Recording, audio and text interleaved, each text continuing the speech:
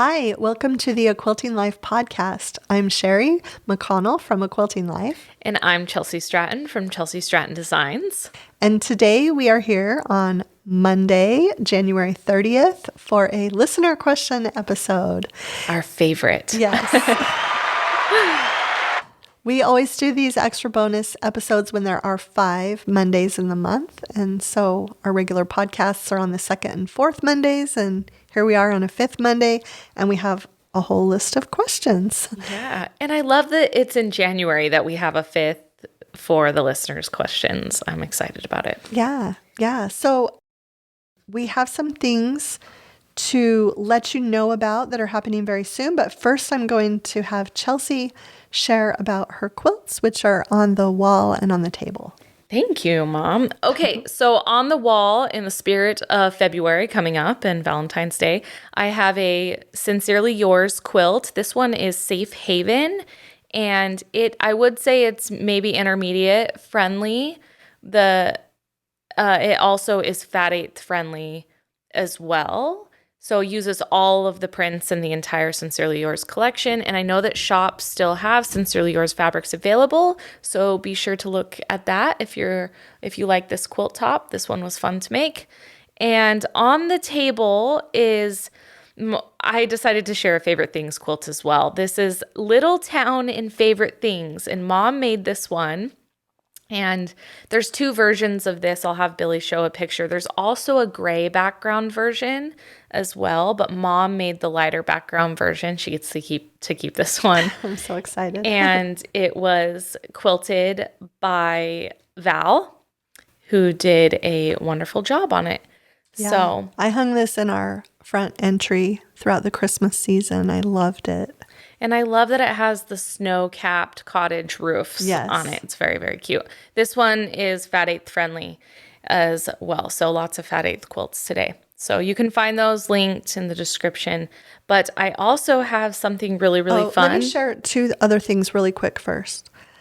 Because I read all the comments from last week's podcast, and a lot of people are asking about the quilt behind you and behind me. And I answered as many of them as I could, but the quilt behind Chelsi, that pattern's in American Patchwork and Quilting, February 2023.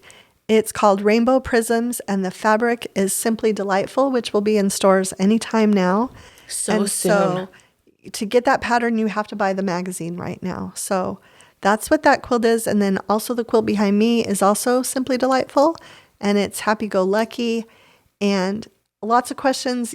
Yes, I am going to do a sew along with that, but I'm going to wait until the fabric is available, and I'm going to wait until Chelsi is finished with what she's going to tell you about now. Thank you. Okay. So I have a sew along. It starts today. So if you want more information on that, we have linked my blog to the blog post that went out this past week, and you can sign up for my newsletter. There's a link as well, and it's going to give you all the updates on all the things.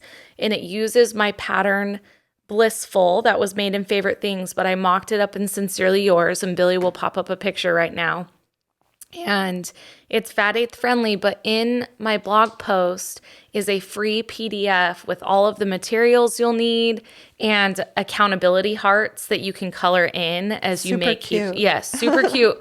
So the goal is to make 1 heart block a day from January 30th to February 28th. And I will be active on social media and on my blog, sharing as we go along and just making 1 heart a day for 30 days of love. And shop owners have Sincerely Yours fabrics available.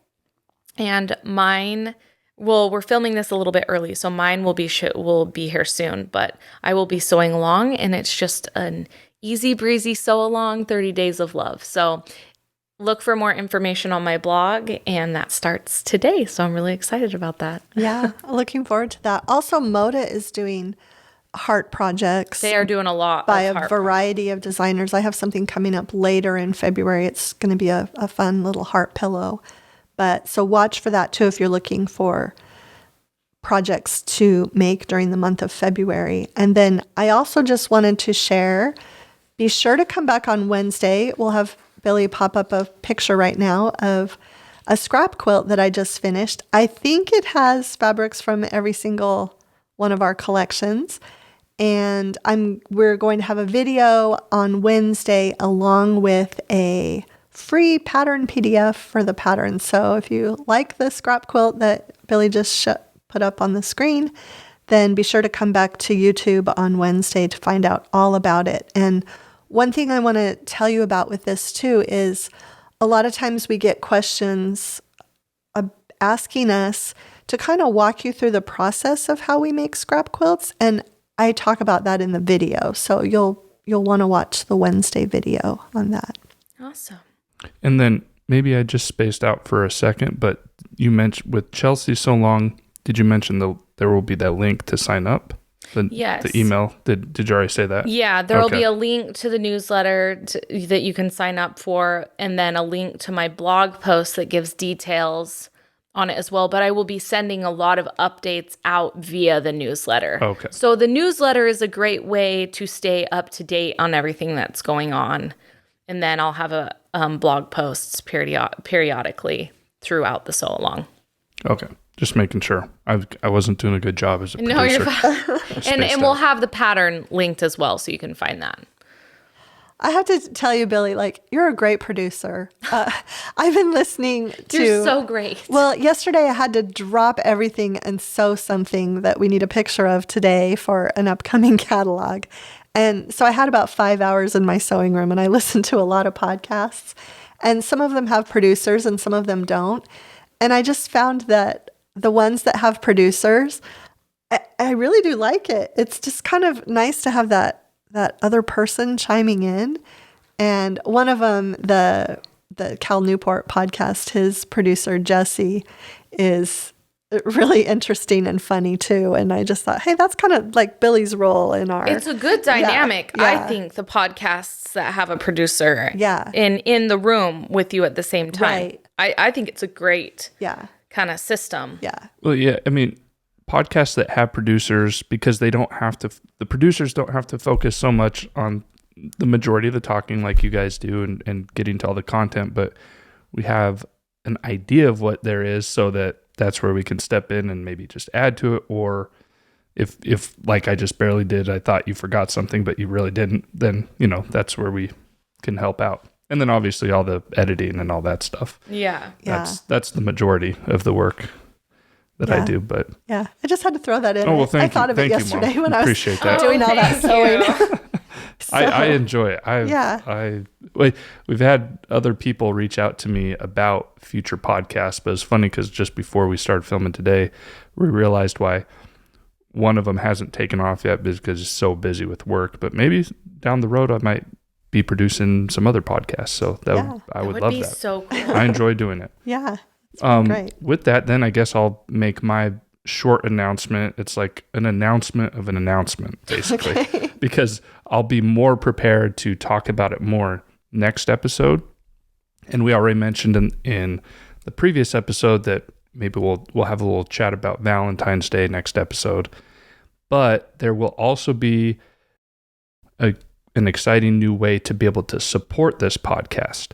And I think it to me, it aligns with how I envision, creative people being supported.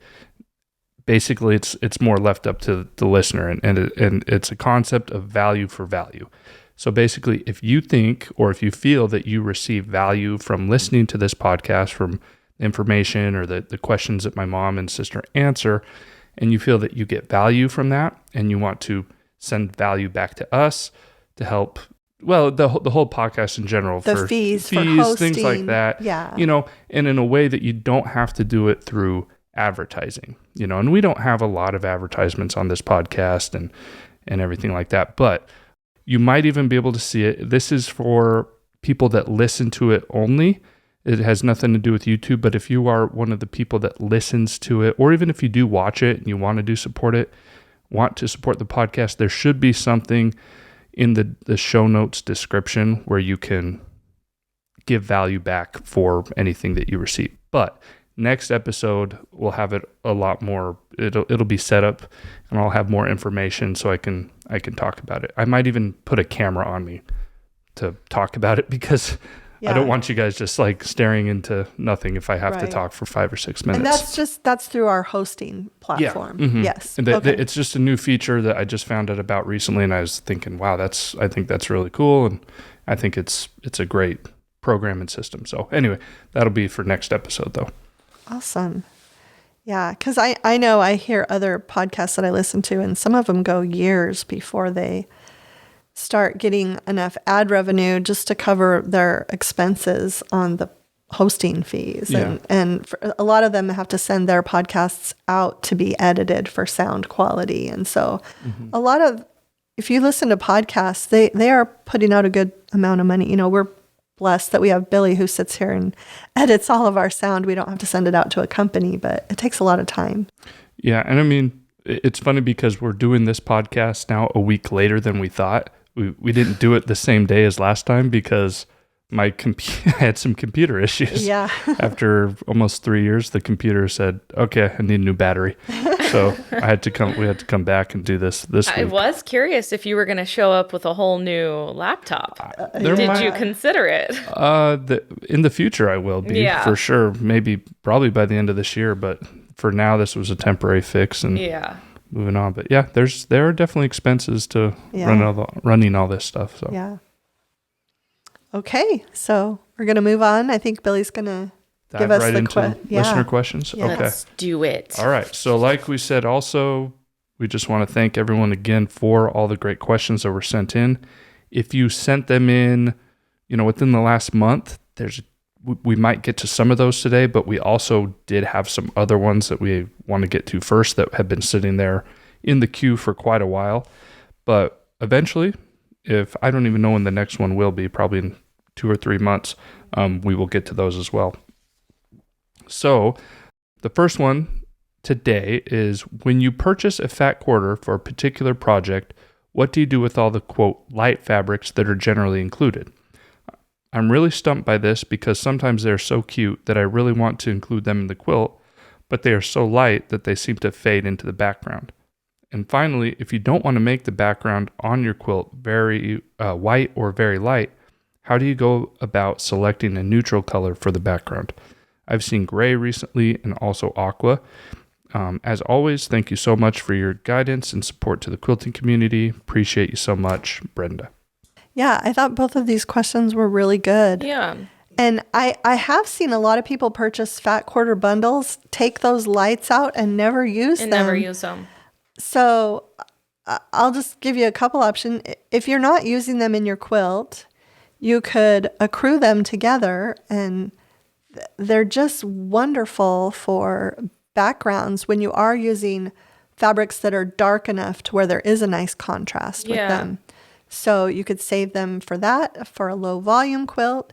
You can sometimes, even though it seems like, and I'm just kind of looking at this quilt on the table of Chelsi's here. It's the perfect example. I just was thinking that. Okay. Yeah. I mean, you might not think there's enough contrast, but they really do show up. Yeah, they show up. Even with the white background, and she has the other version with the gray background, right? Yeah. They would show up even more there. Yeah. So, but I feel like sometimes it just really adds a sparkle.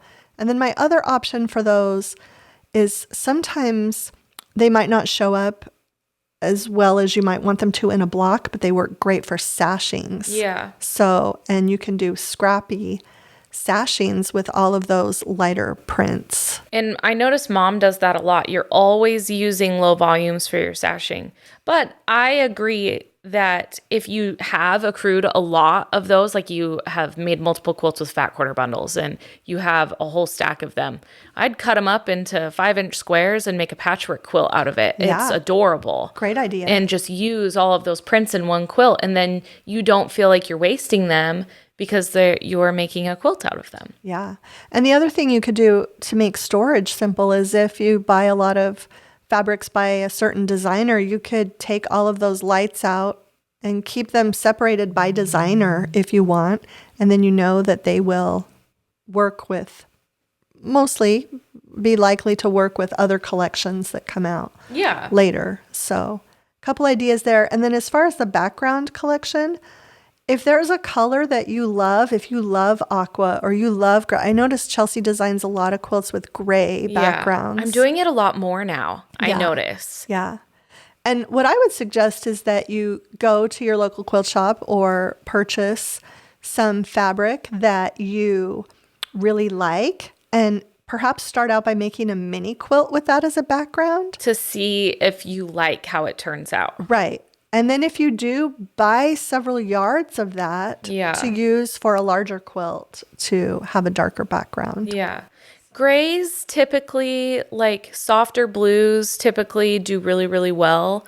Or a darker like navy will do really well as a background. Yeah. So just looking for those contrasting colors. But yeah, if it's a color that you really, really like and you have fabrics that are going to match with that, I love colored backgrounds. Yeah. I think they're awesome. And in a new collection we're sewing with right now, I have another one and I used a new color for a background and I'm very excited about it. Yeah. So linen works really well too. You guys, linens I might use some linen with this group that we're sewing with Linens now are for the something. best. Yeah. And the thing with linens is they add a texture that just a regular, like say Bella Solid gives to a quilt. Right. They just have a little bit of something else to it. Right.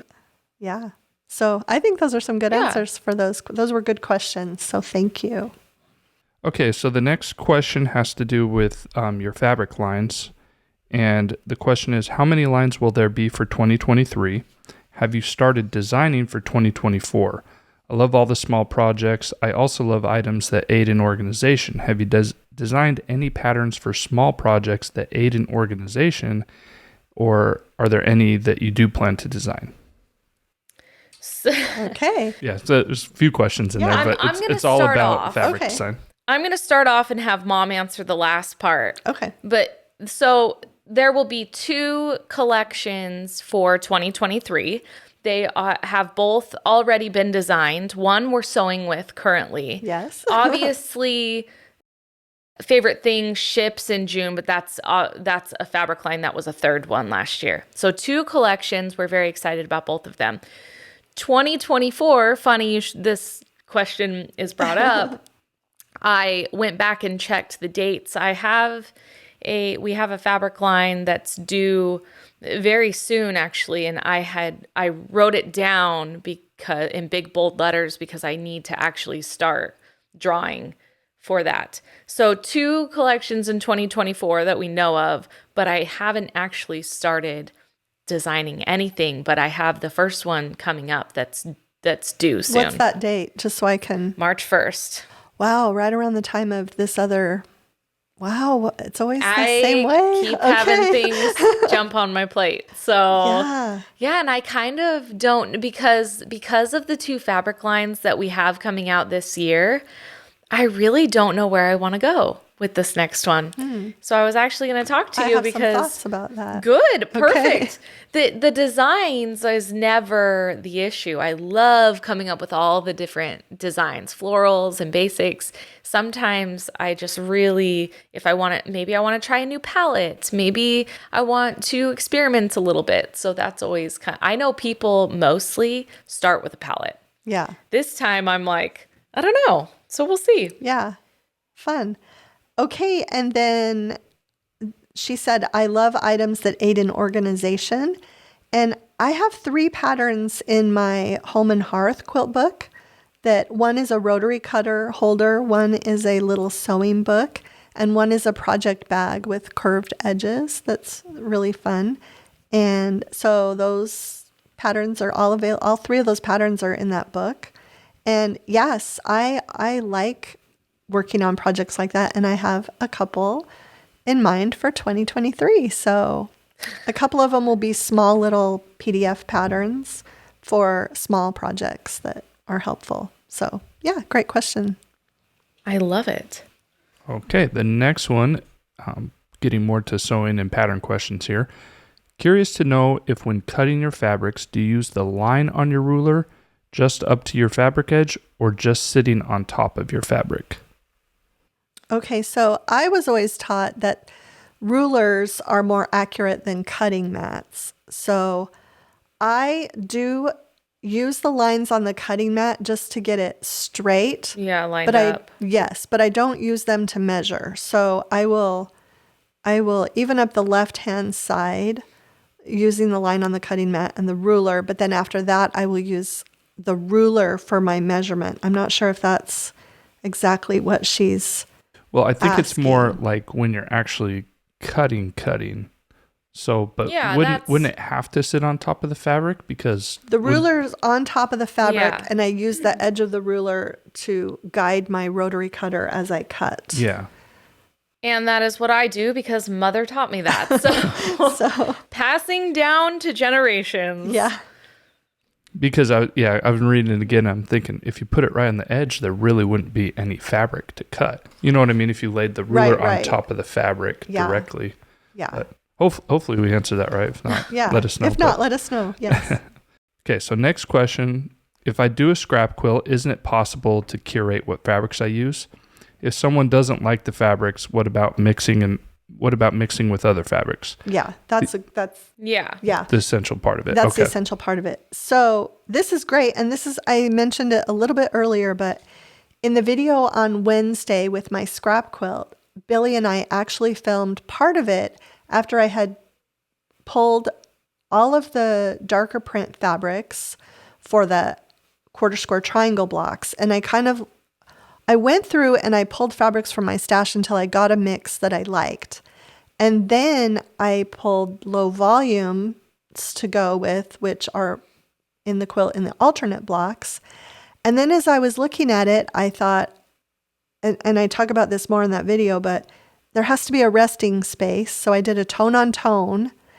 And so, but Chelsi's made a lot of scrap quilts too. So do you pull the fabrics first? Or what do you do? I pull the fabrics first. Yeah. That's what I do. I kind of lay them all out and kind of see if I like the way that it all looks. And I do the same thing too. I think that resting space was a good way to word it. Scrappy does kind of need rest sometimes. But yeah, I lay out all my fabrics before. I think there is scrappy that is like, whoa, that's scrappy, but there is definitely curated scrappy. And I would say I fall under that category. I'm always curating my scrappy quilts, but it's still scrappy. Yeah. So Yeah. I have some that aren't curated as much. One I'm thinking of is a string quilt that was. that's so different though. It's the one hanging in the bathroom Yeah. downstairs. And it's so funny because my husband is like, I love this quilt. And that quilt has no resting space Yeah. at all. It's all string blocks. That's true with scrappy anything though. and everything thrown in. Yeah. And string blocks, if you're doing them scrappy, of course, they are going to be full on scrappy. Yeah. Actually, that quilt is what my brain looks like most of the time, but just So, saying. But yeah, my favorite scrap quilts are the ones that I've curated and Yes. pulled the fabrics before I start. And camera phones are great. Take a picture of your fabric pull. If there's something standing out, maybe pull it out, take another picture, see if you like it better or worse without that strong contrast. And Take a picture of it in black and white, take too. a picture of black and white. It's important. So, yes. And definitely, if you aren't liking the way it's looking, just mix and match as needed until you get a look that you like. And the other thing I was thinking of, so essentially when I sew along with Moda blockheads or socialites, I generally make those into scrap quilt projects. Yeah. And I also take photographs of those blocks every week for my blog to show my progress. And that kind of allows me to see, like, for example, the other day I was sewing some socialites blocks and I realized, I haven't used any pink for a few, so I put some do that pink too. in. And so if you're doing a scrap quilt project like that where it's ongoing, just taking those pictures as you go is super helpful. I did that during blockheads. I'd lay the blocks out every week to get a picture and look at it and go, wow, we are really missing this color. Yeah. And I would make a few more because it doesn't, at the end, you can shift all the blocks around. You're looking specifically at color. Yeah. You want to make sure the color is even. Right. And sometimes I would even put a note on a Post-it note stick it into my project box. Use blue next week, or, just so that I wouldn't forget which color I needed to up the volume on. Oh my goodness. Okay. All right. So the next one, I'm not a big border person for quilts, but sometimes a border looks better for a particular quilt top. Can you recommend any border options other than a solid piece of fabric or charm squares? Thanks in advance. I'm going to comment on this because I am also not a big border fan. Mom knows this. Mom is a huge border fan. It sometimes scares me putting a big colored border on a quilt, but I found myself doing that on my newest quilts, on most of them, and I absolutely have loved it. You're looking for big florals are great for borders. Or sometimes just a really, really simple print that's going to play as a solid almost, but it's not a solid. Because I don't like a plain solid, but you get a print that's just has a little bit of texture that it's adding to it, and it's perfect. But I did a lot more borders this time around. I'm proud of myself. You have in the past year. And didn't you use a stripe for your Home for the Holidays sampler border? Yes. Oh, my goodness. Yeah, and I used a stripe this year on a couple of quilt borders too, and neither one of us had really done that before. You want to know what? A stripe is a great border choice if you don't want to do a floral or something. Yeah. And then as far as other ideas, other than a solid, piece of fabric or charm squares, piano key borders are wonderful. If you want to spend the time, flying geese borders are beautiful, but very time consuming. I'm opting out of that option. Square and a square. A lot of quilt blocks can be used in either complete succession or maybe a few blocks and then rectangle and then a few blocks. You can do some borders that are mixed. You can play around with it. Yeah. You could put 8 or 10 flying geese blocks on each side of a border, but not have the whole thing be flying geese. So there are lots of options for that. Love that. Okay, next one. What to do with all these triangle cutoffs? Also, any ideas on what to do with orphan blocks and leftover parts of finished quilts? Thanks for your informative podcasts. I enjoy listening to your conversations with one another. Thank you. Okay. Yeah. I just have to chime in because I have made it my personal mission. We've talked about this before with the triangles. I have made it my personal mission to save so many that we make Jack a dog bed. And I just keep accumulating, so I hope that you are saving yours, Mom. Because I need to get a container and start doing that. I am contained. Okay. Let me just tell you. I'm going to get a container this week. I had to start a new container. I have so many. So I'm saving them for a dog bed for Okay. Billy's dog. I'm going to do that too. I'm very excited about it. Okay. And then, but I will say with the triangle cutoffs, if they will make a half square triangle that finishes at 2 inches or bigger, I sometimes sew them together as leaders and enders. And then I have a bunch of half square triangles, and I've actually been able to make blockheads blocks, socialites blocks from those pieces, and I've already got them, and they just need to be trimmed to size. You guys, and this is Mom, the person who does not waste. So I'm over here like, let's throw them in a dog bed. And Mom's like, oh, you can make a quilt with those, Chelsea? Gosh. Well, you can do either one. You're right. Thank you. We I think can have they're both both. good options. Yeah. We can have both. And if you don't feel like doing that, put them in the bin for the dog bed. We can have our cake and eat it too, people.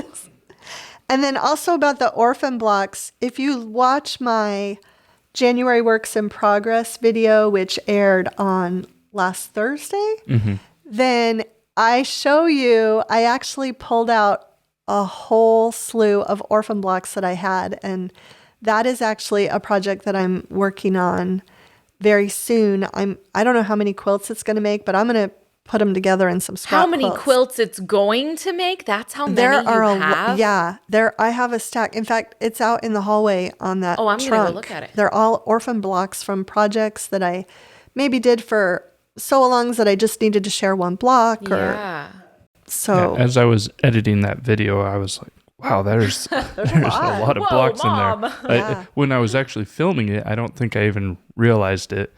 But as I was editing it, I saw how many. I'm like, there are a ton of quilt blocks there. I'm going to have some cute scrap quilts there. Oh my goodness. Once I figure out how to put them all together. Once I figure things out. Yeah, I know Camille did that a few years ago. She had extra blocks that she had used as testers from a variety of her quilt patterns. And I think she actually made a pattern. She made a sampler. And a sampler. And then you could buy that pattern and it would tell you, use this block from this pattern, this block from this pattern. You can copy her quilt exactly. Yeah. So, yeah, really fun to put those together. Okay, next one. If you do a 2023 scrappy quilt sew along, can you show in a video how you go to your stash and actually pick a fabric or two while you talk about why you included that fabric? Not pre-thought out fabrics, but more or less a live video of you actually choosing fabrics and talking about what's going on with your thought process as you do it. Yeah, and that's what will be in the video on Wednesday. Mm-hmm. Yes, so we'll kind of skip that because we've got that in that video. So basically, the answer to that is yes, coming. and yes. we did it. Yeah. Or you did okay. it. Yeah. Okay. All right. When working with bias binding, do you join the beginning and ending ends any differently than the cross-cut strips? So it is a little bit different because they have the diagonal line. So yeah, I guess that is semi-different. Yeah. Semi-different. I put them right sides together and I sew.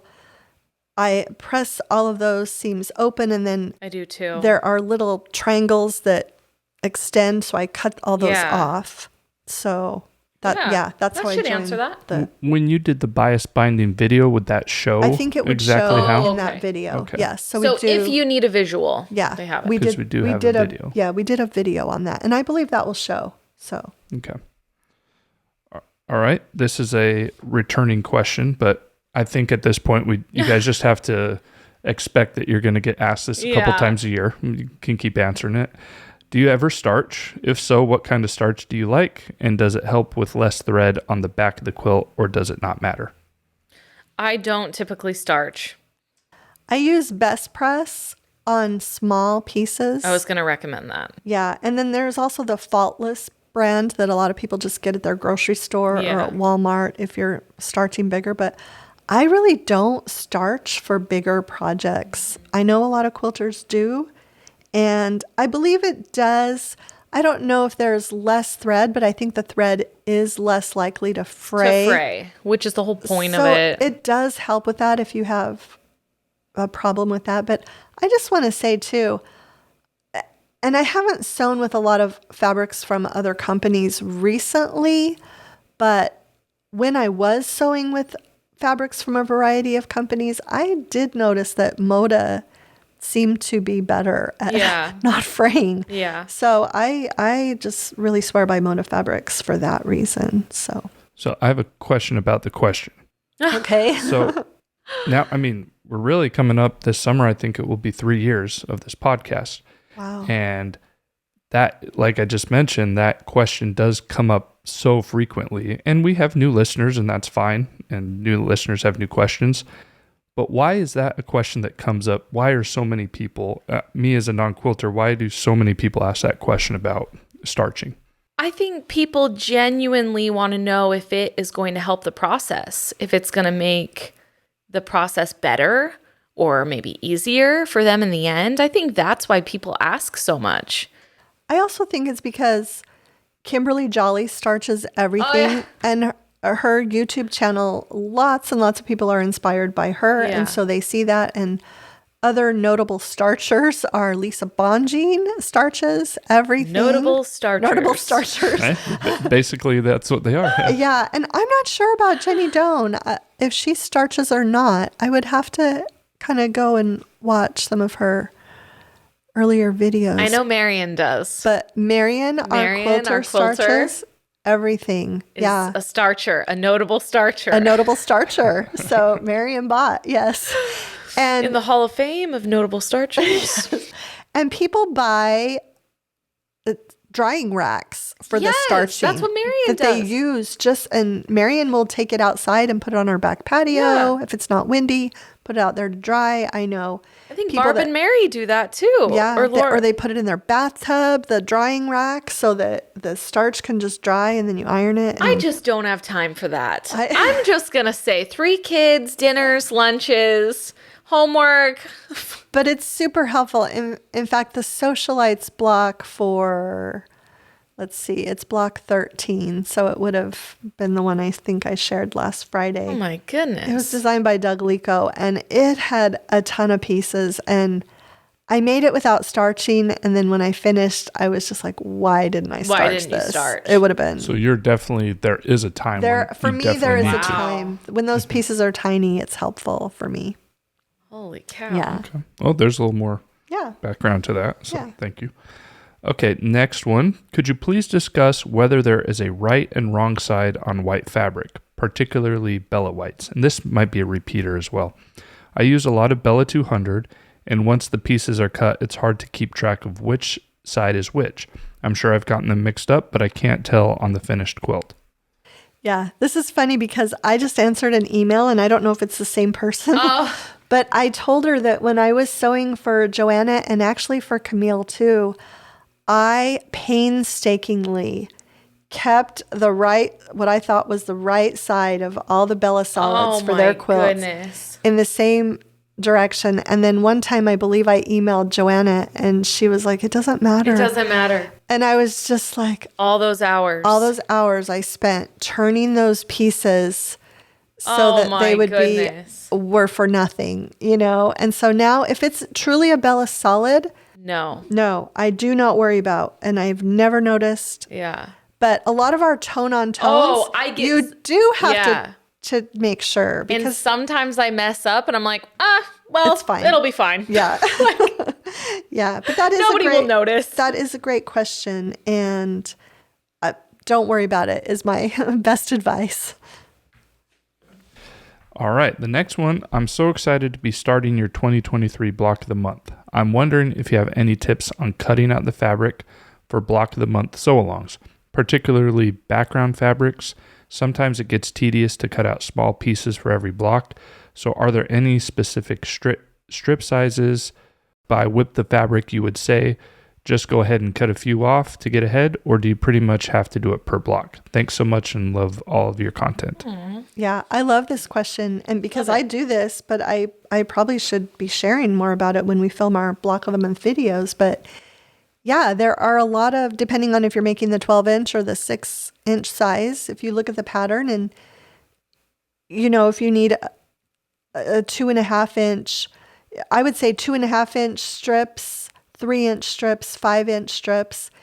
And that's what I do because sometimes you might cut a 3.5-inch strip and then the next piece you need is a 5-inch strip. Well, if you'd have just cut the 5-inch strip, you could have taken the 3.5-inch square out of that. Yeah. You know what I mean? And not had to cut 2 strips from your background fabric. Yeah. So I will definitely do 5-inch and 3-inch, and then I can cut all the 2.5 and 2 from the 3. I feel like there is a little bit less fabric waste by doing it that way. There's going to be some individually, but I think that's a great question. And it does kind of take out some of that tedious cutting all of these different sizes. So yeah, that's a great question. Okay. Next one. You probably have already discussed types of batting and pros of cons, but if not, I'd love to hear more about this. I'm making a quilt for my bed, so I'm willing to spend some money to get just the right batting. I plan to big stitch hand quilt it. Hand quilt it. Love it.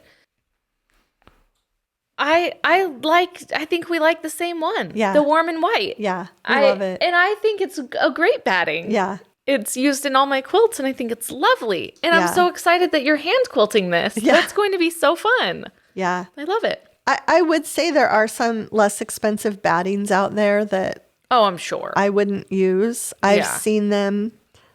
And I think one time I was at Marion's and I can't remember who sent her the quilt with the batting. And she was, Was it not a good one? it was terrible. And she was just like, I really just want to, I think it was someone who had mailed her something and She just switched it she out. said, I just want to email them and ask them if it's okay if I, because if you're just like this listener reader said in the question, if you have spent a lot of time making a beautiful quilt, you don't want to put a cheaper batting in and just not have that finished look that you love. Because you really do. You spend so much time making the quilt top. Right.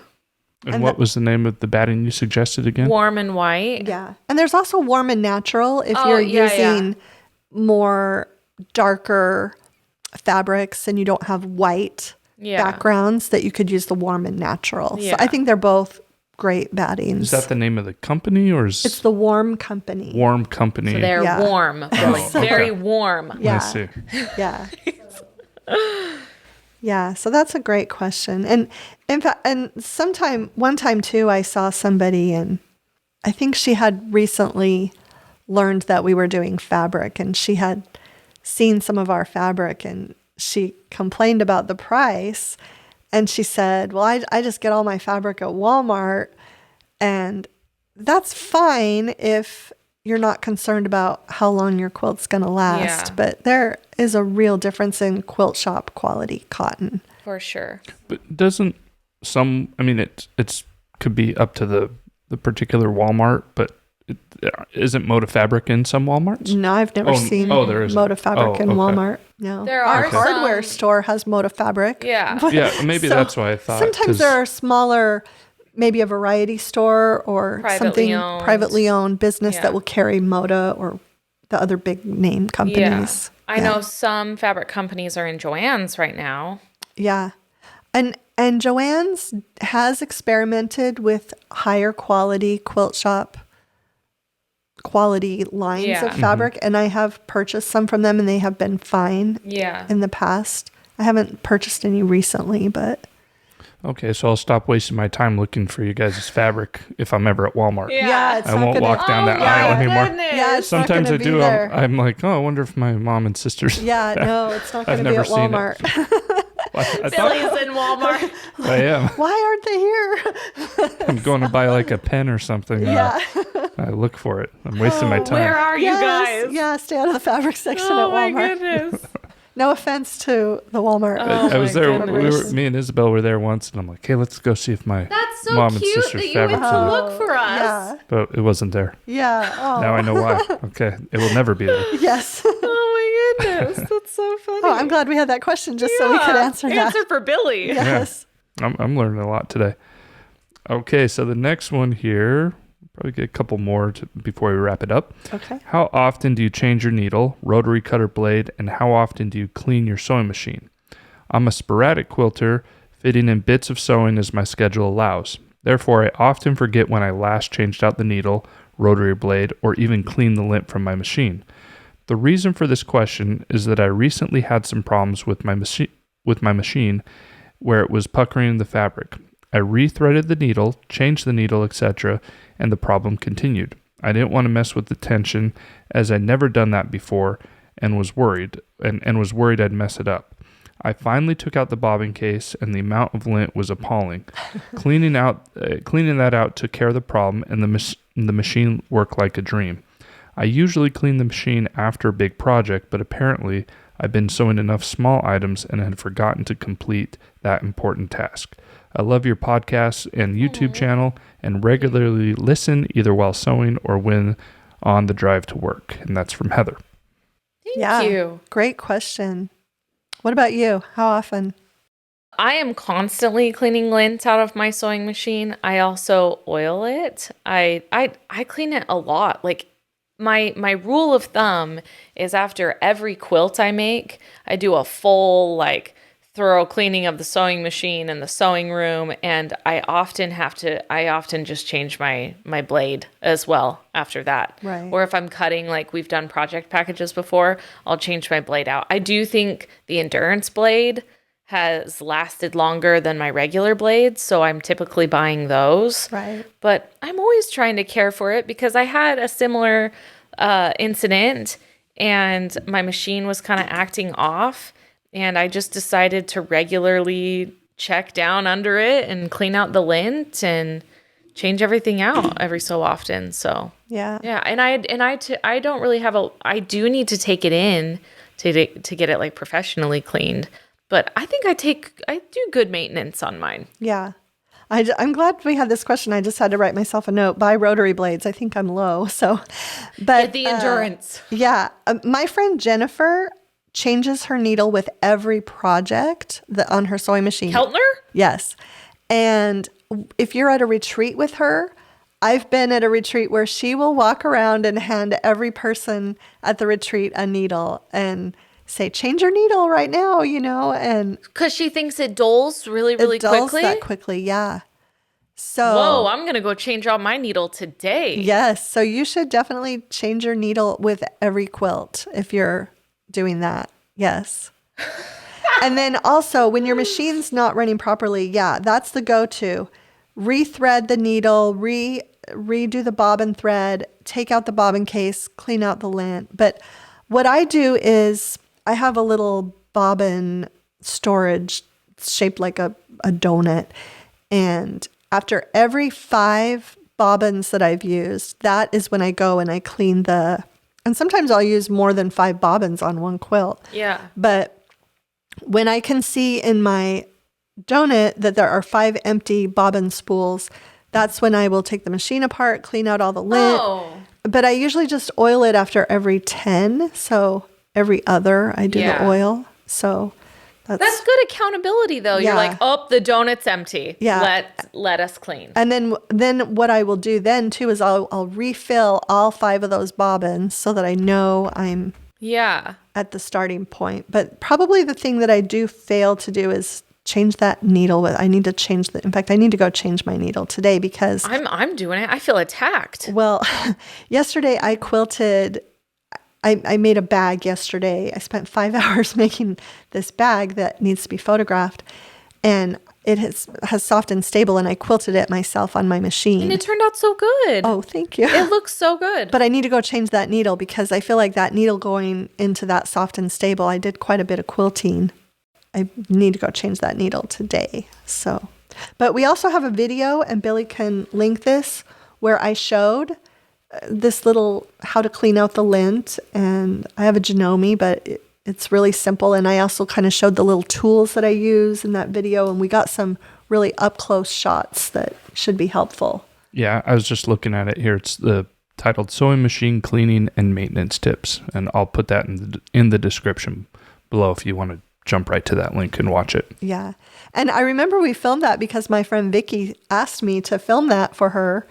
And we filmed it for her, and then the video, a lot of people really appreciated that. Oh, so, good. Yeah, and it was fun. We just filmed it because Vicky asked me to. Good. Okay, so yeah, wrapping up here with a couple personal questions. There's one real quick, Mom. Someone asked if you were going to the road to California in 2023. Yes, no. And you're not. And not going to QuiltCon either, so. Okay. So you won't be there, but Planning on both of us being at Quilt Market in fall of 2023. in Houston. We In will be there in Houston. Houston. Yes. For sure. Maybe the Astros will be out of the playoffs by then. Anyway, okay, sorry. And we are back at it. Yes. It's not over it. Still the off season, but okay. Anyway, okay. So a couple personal questions. Both of you, what is your favorite season of the year? Mine is fall. Mine has actually changed to spring. Really? Yes, because I felt Awesome. like the weather was weird this fall, and it was 120 degrees, and then it was 30 degrees. Yeah. And I am so looking forward to spring. So spring is my new one because my son has coach pitch coming up. We got them all signed up. It's like my favorite thing ever. It starts to warm up, but it's still cool. Yeah. I love it. I think I love fall because it means that we made it through the summer with 120 degrees, although last summer wasn't as bad. But it's sort of like I have this hope of 6 or 7. Our best weather really is fall, winter, and spring. It is, yeah. So it's the reason we live here. Right. And so every fall I just say, this is why I live here. We've got 6 to 7 months just coming up of We can survive it. gorgeous weather, and that just kind of gives us the resilience to make it through the hot summer. I feel like I Still do fall. more get into a slump in fall because it's Huh. so I kind of do. I realized in spring, like I had a hard time the last 6 months keeping up with work and keeping up with everything. And I just have felt this like sense of renewal. I'm so excited for spring. Also, I work well under pressure. So this week I've gotten a lot of stuff done with a lot of due dates coming up. Yeah. But I'm ready for spring, people. Yeah. Spring is my new thing. Okay. Okay. Okay, and then the next one, the last one here. What are some of your favorite meals to serve when guests come over for dinner?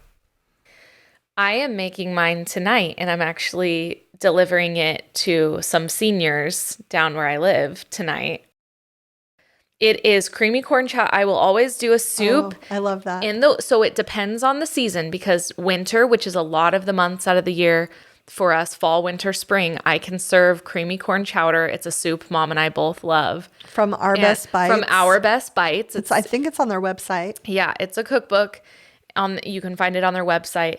And what I do is you can either make fresh bread or fresh rolls to serve with it, or you can get some fresh French bread and Right. serve it warm with it. I've been doing that recently because a couple of my kids don't want to eat a ton of the soup. They want to dip the bread in the soup. Oh, yeah. And it's my two youngest. My oldest will eat the soup and have 2 bowls. And then you guys, you top it with crumbly warm bacon and cheese and put some hot sauce.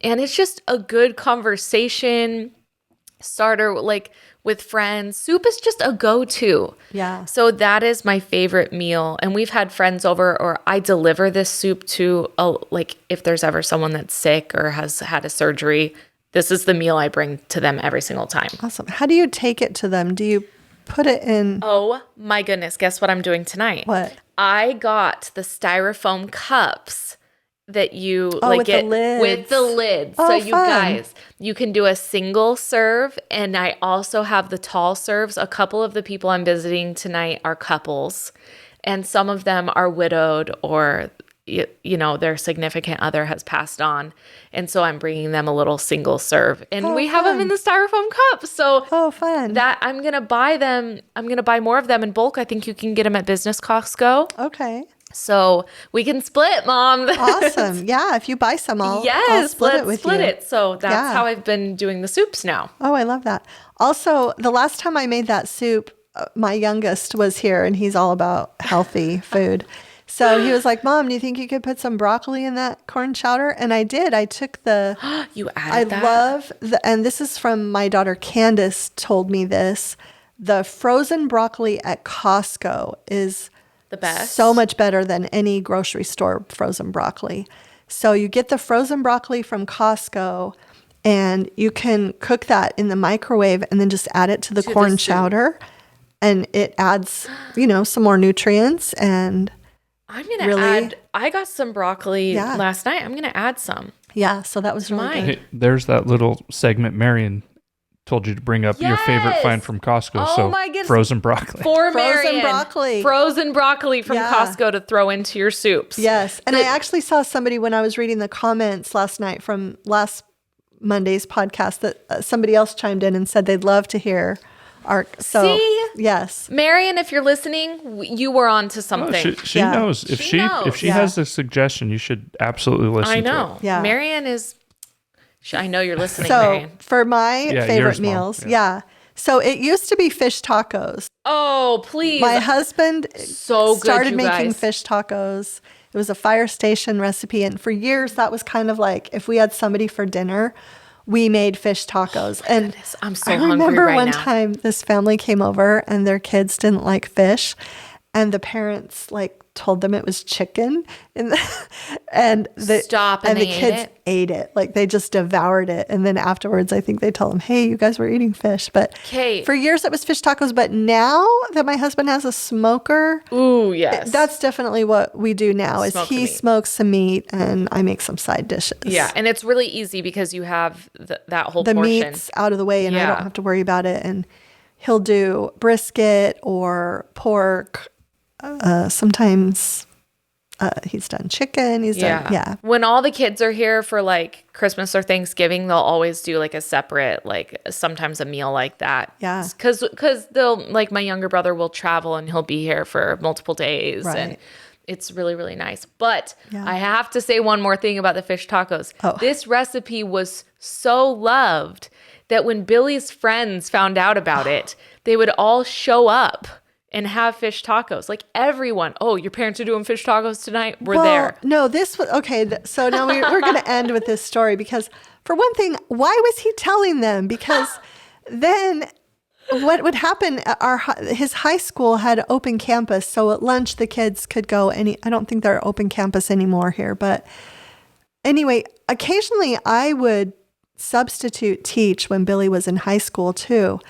And my day would end when his day ended. And if I had made fish tacos the night before, I had to beeline it home if I wanted that for lunch because I knew that he would be bringing his friends over and they would eat them all. So they'd be gone. And We'll continue. I'll have a response afterwards. one day I remember pulling up and the last of whoever Billy had invited over was walking through our front door. And I pulled into the garage and I think I made it to the fridge before they did. And I was just like, hey, I'm going to get 2 tacos before you guys eat the rest of this. Let it be known. Yeah. Mom was able to fend off teenage hungry boys. Yeah. Okay. But I always thought like, why is he having them come over? Because that's fewer tacos for us to have for leftovers. Well, basically, once we became mobile and you're right, we could leave after lunch, or when we were seniors, sometimes we didn't even have a last period, so we were pretty much on our own till Sports football practice. or basketball practice started for a couple hours. So we would just sort of gang up, and we would whoever's parents or house had the best leftovers from the night before, we would literally just raid kitchens. Yes. I mean, yeah, like anywhere from 4 to 10 of us. We're going to Kyle's house today and we're raiding, but our house, if I mention, and I don't know, we all just sort of took turns. Like, probably. Well, my dad made his fish tacos last night. All right, we're going to Billy's. And so boom, we were there. So it was just, we were just like scavengers roaming this town, raiding people's fridges for a couple years in high school. Oh, I love it. It's awesome. And those were the days when we didn't make them. They were not healthy because I deep fried the tortillas. Now I just heat the corn tortillas and I don't deep fry them anymore to try to make them a little bit more healthy. They weren't complaining. They certainly enjoyed them. Yeah. You realize that this was happening 20 years ago now? Oh, please. Yeah. It's 2023 and that would have been like my junior year of high school. Yeah. Wow. We're getting up there. Yes. Oh my goodness. Okay. Well, for the reviews, because we like to do those on listeners, I'm actually we're pushing this here towards an hour.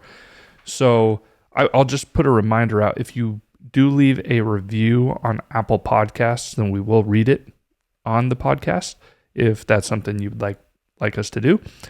So please leave us reviews on Apple Podcasts and we'll read those. I have one review/story, and I think maybe we can just save that for the next episode for the listener quilts, because it's a pretty, I don't want to rush through it. Because and it was a really nice email. So we'll do that save that next time.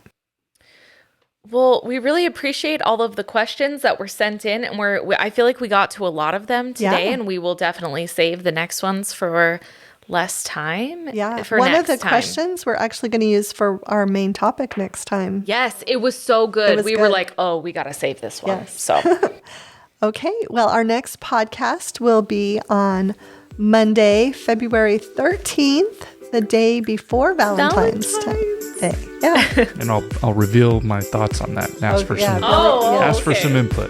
Okay. Thanks so much for stopping by.